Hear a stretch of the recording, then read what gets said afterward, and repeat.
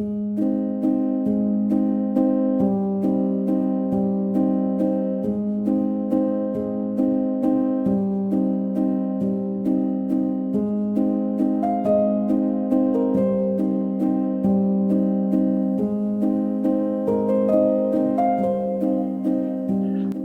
hi!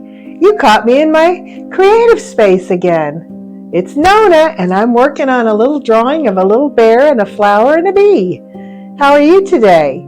Well, today you caught me working on a little bear that's looking at a little bee and a flower, and I'm just working on some of the shading. That means shading means coloring in what are going to be the dark spaces. And I just get my own little world up here, and I just really love drawing. Do any of you like drawing? I hope so. It's my happy place. I love to draw and I love to write, and I think everyone should cultivate or grow their talents, because we are given gifts and talents to help and serve others. So I hope you're doing that, whether it's music, whether it's art, whether it's speaking, whatever it might be. Might be you're a good athlete. I'm not, but many people are. And that's another gift. So use your talents and use them for good and use them to help other people. Would you like to see what I'm drawing today? Let me show you. I'm drawing this really cute little bear for somebody very special. And as you can see, it's a baby bear. And it's holding its little feet and kind of balancing there. And it's trying to smell a flower, but there's something else that wants to smell a flower too. This little bee, I don't know if you can see the bee right there. There's his little wings, and there's his antenna. He's a friendly bee. He's not going to sting anybody. So they're having fun playing with the flower.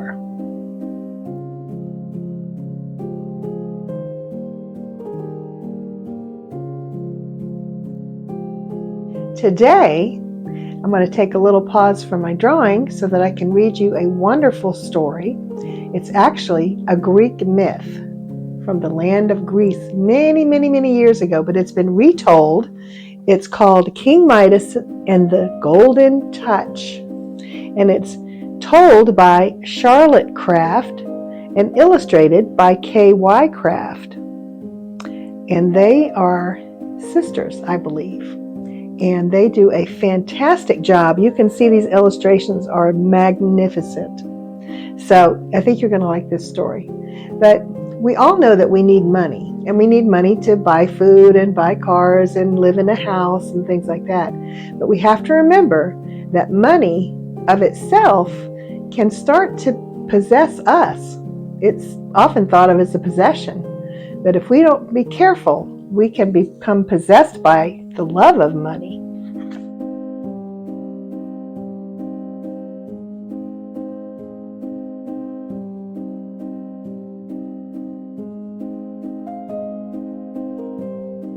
There once was a very rich king called Midas, who believed that nothing was more precious than gold.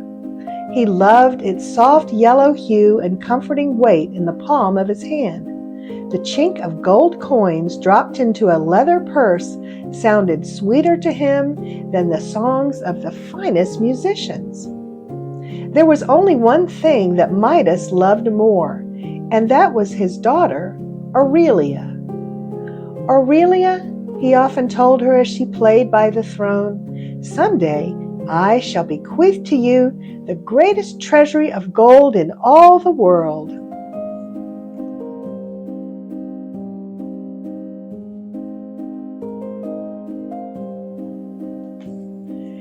There had been a time, however, when King Midas loved roses as much as he now loved gold. He had once called together the best gardeners in his realm, and the garden they created for him became renowned for the beauty and variety of its roses. But in time, the delicate fragrances and exquisite colors meant nothing to Midas. Only Aurelia still loved the garden. Every day, she would pick a bouquet of the most perfect roses to adorn the king's breakfast table. But when Midas saw the flowers, he would think, Their beauty lasts but a day. If they were gold, it would last forever. One day the king's guards found an old man asleep under the rose bushes and brought him before King Midas. "Unbind him," King Midas ordered. "Without my gold, I would be as poor as he. Tonight he shall dine with us." So that night the old man sat at the king's table, where he was well fed and entertained by the king himself. And after a good night's sleep, the old man went on his way.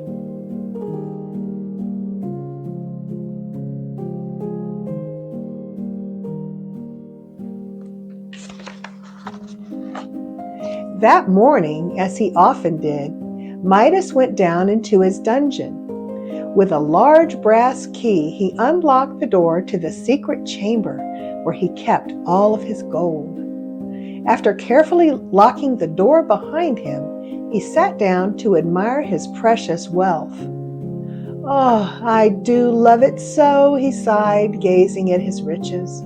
"No matter how hard I work, no matter how long I live, I will never have enough."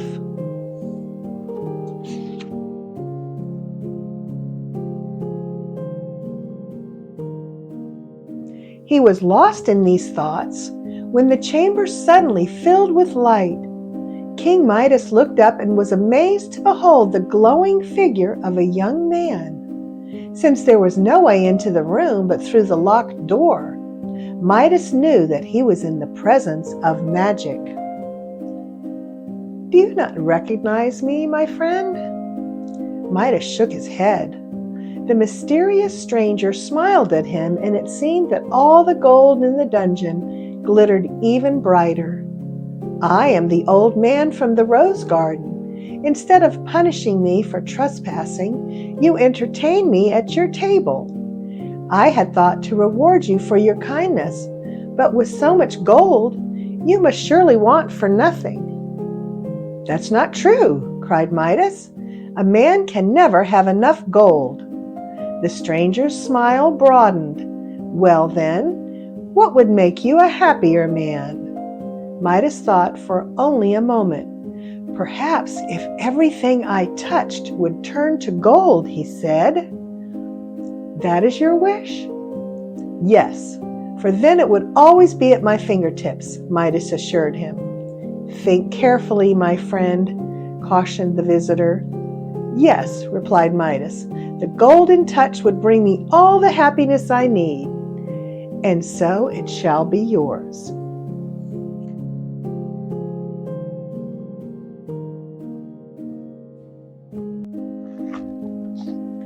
With that, the mysterious figure became brighter and brighter until the light became so intense that Midas had to close his eyes.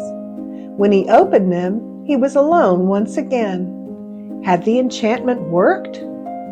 Midas eagerly rubbed the great brass door key, but was greatly disappointed. There was no gold in his hand. Bewildered, he looked around the dim room and wondered if perhaps he had been dreaming.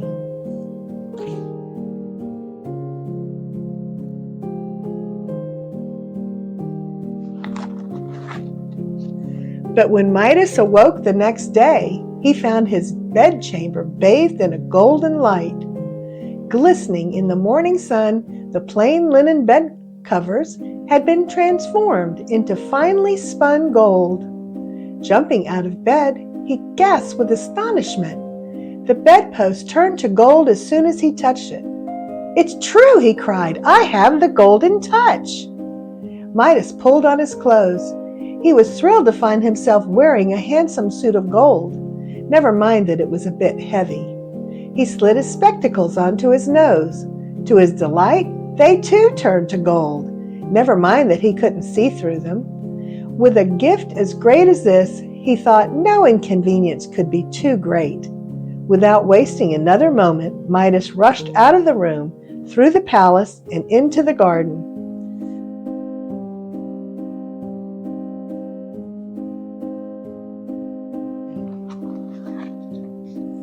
Ooh, look, he's touching everything as he comes down the stairs. His whole palace is going to be gold.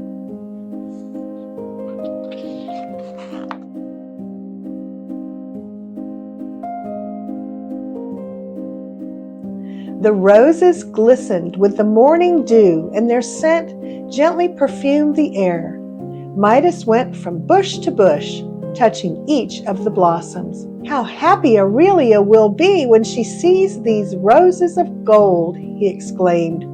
He never noticed how the perfect golden blossoms drooped and pulled down the bushes under their weight.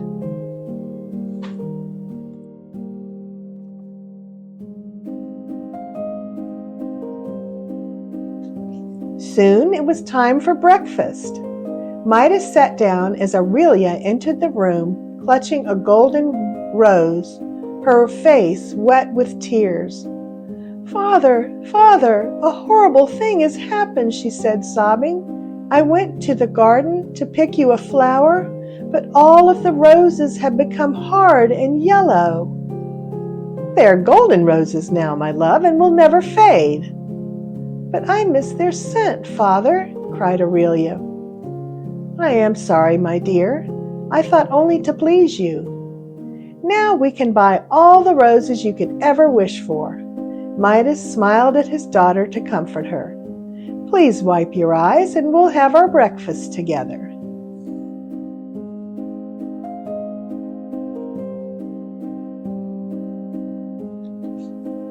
Midas lifted a spoonful of porridge to his mouth, but as soon as the porridge touched his lips, it turned into a hard golden lump. "Perhaps if I eat quickly," he thought, puzzled, and snatched a fig from the bowl of fruit. It turned to solid gold before he could take a bite. He reached out for some bread, but his fingertips had no sooner brushed against the loaf than it too turned to gold. He tried cheese and even a spoonful of jam, but to no avail. "How am I to eat?" he grumbled. "What's wrong, Father?" asked Aurelia. "Nothing," he answered, wishing not to worry her. "Nothing at all, my child." But Midas began to wring his hands. If he was hungry now, he imagined how much more hungry he would be by dinner. And then he began to wonder, "Will I ever eat again?"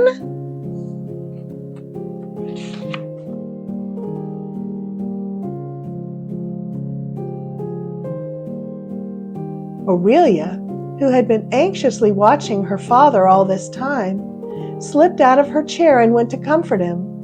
"Please don't cry," she said. Midas smiled and took her hand in his, but suddenly he recoiled in horror. His daughter stood before him, an expression of concern frozen on her face, a teardrop clinging to her golden cheek. His cursed touch had turned Aurelia into a lifeless statue. Midas howled in anguish and tore at his hair. He couldn't bear to look at the statue, but neither could he bear to leave her side.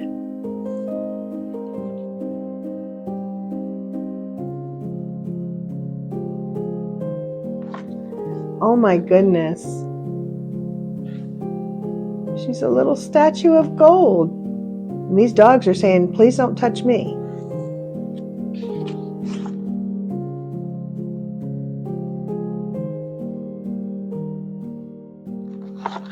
"Well, King Midas, are you the happiest of men?" Midas wiped his eyes and saw the mysterious stranger standing before him once again. "Oh no, I am the most miserable of men," he cried. "What? Did I not grant you your wish for the golden touch?" "Yes, but it is a curse to me now," Midas wept. "All that I truly loved is lost to me now." "Do you mean to say," asked the young man, "that you would prefer a crust of bread or a cup of water to the gift of the golden touch?" "Oh, yes," Midas exclaimed. "I would give all the gold in the world if only my daughter were restored to me." "Then make your way to the river that flows past the borders of your kingdom. Follow the river upstream until you reach its source. As you cleanse yourself in the foaming spring, the golden touch will be washed away. Take with you a vase so that you may sprinkle water over any object you wish to change back to its original form. With those words, the young man vanished.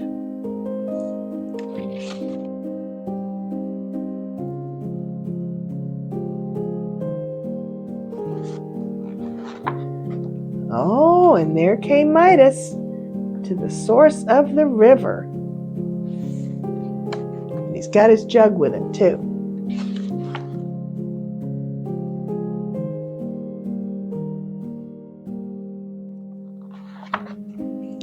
As soon as Midas reached the spring, he plunged in without even removing his shoes. As the water washed the gold from his clothes, he noticed a pretty little violet growing wild along the banks and gently brushed his finger against it. When he saw that the delicate purple flower continued to bend with the breeze, he was overjoyed. Midas made his way back to the palace, where the first thing he did was to sprinkle the water over his beloved Aurelia. No sooner did the water touch her cheeks than she was restored, laughing at her father's game and remembering not a moment of being a golden statue. Together, the two went out to the rose garden. Midas sprinkled each frozen rose with a little river water, and Aurelia clapped her hands when she saw them cured of their golden blight.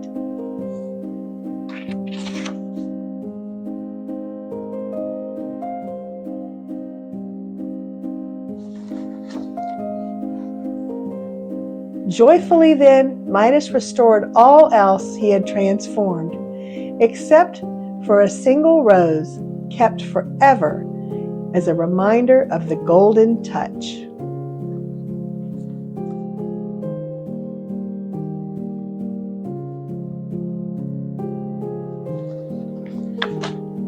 How did you all like that story? I thought that was pretty good. There wasn't much wisdom in wanting to turn everything into gold, as Midas discovered when he tried to eat. And sometimes the things that we think might be the best things to have might become a curse. Use wisdom. Be careful what you ask for. I hope you enjoyed that story. I sure did. And I hope you have a wonderful day. Join us next time on Storytime with Nonna, and I'll see you with an exciting new book. Take care. Bye.